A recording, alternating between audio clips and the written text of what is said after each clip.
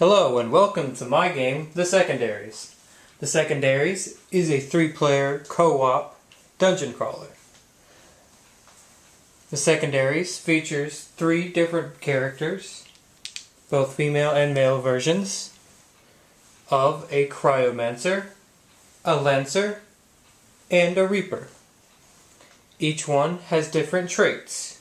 The cryomancer is proud, therefore the cryomancer will fight the enemies no matter what the cost.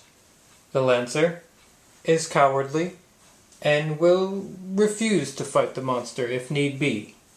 And the reaper is sleepy. Therefore, they will fall asleep even during combat.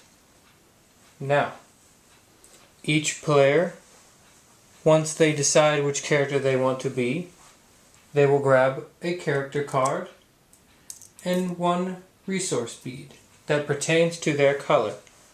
In the case of this is the cryomancer.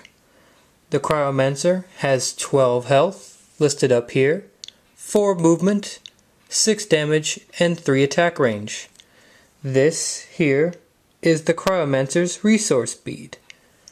The characters also get 1 potion.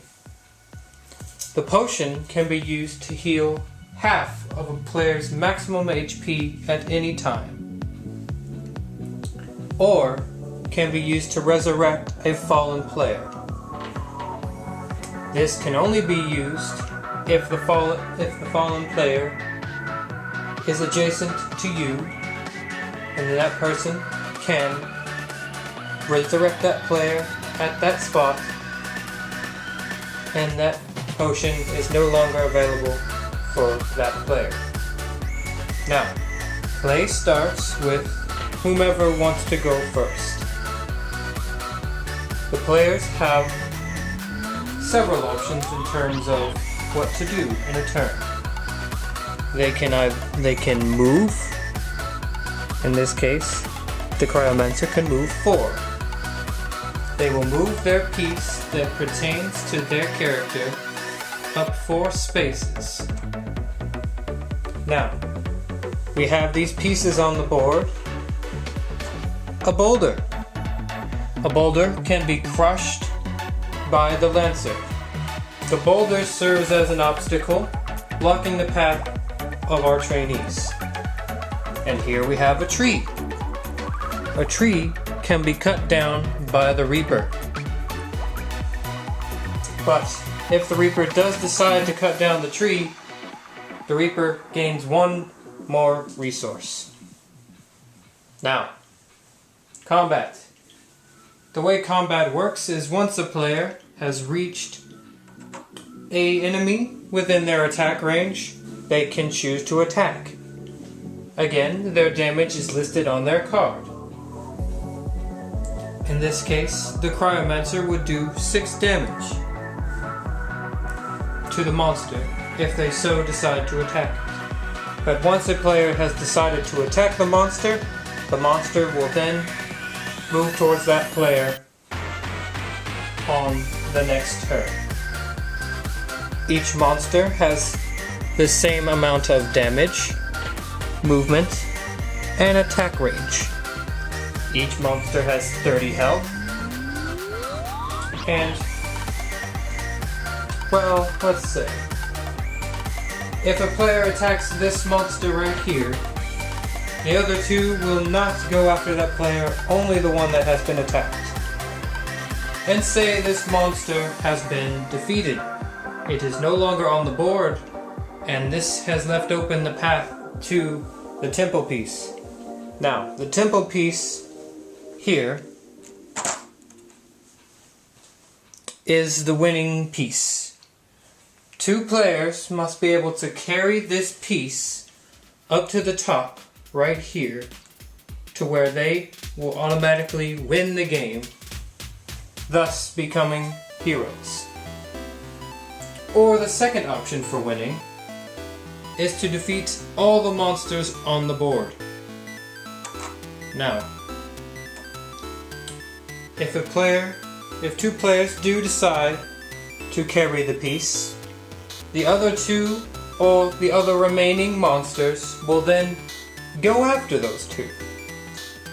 That is where the third person comes in defending the group in hopes that they will get to the end. Now, this brings up a point of teaming up. Teaming up works like this. If two players are adjacent to each other and they decide they want to team up, they decide who is going to be the leader, and whoever the leader is will be the one that affects the terrain and takes the damage for both players. Now, they can also disband a party if they so desire, but there must be enough available space for the players to occupy if they decide to disband. Now, this is the river. No player can cross this until the Cryomancer has their maximum amount of mana or resource beads.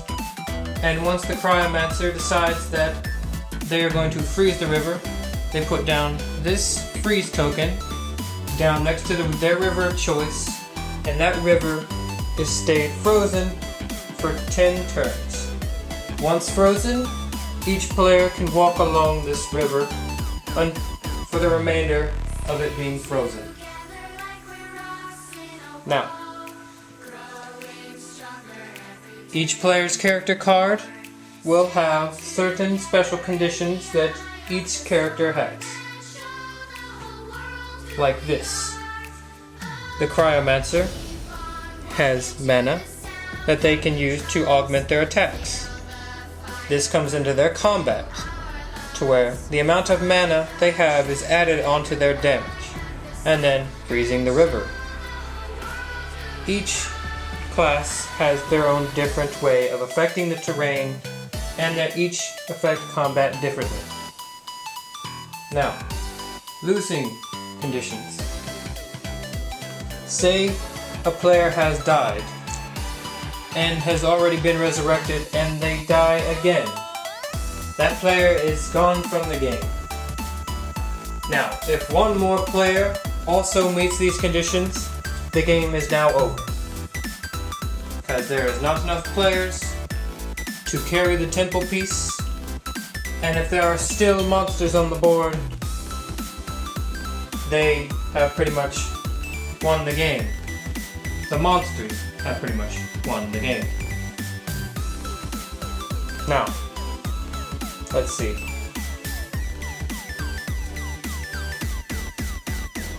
Say that the two players who decide to carry the temple piece, one of them gets knocked out, then the temple piece falls to the ground, and the other player is adjacent to this temple piece.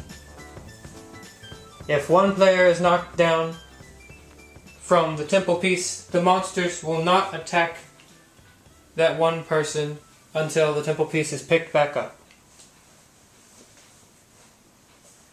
Well, that about sums up my game. I hope you enjoy it, and let me know what you think. Okay, goodbye.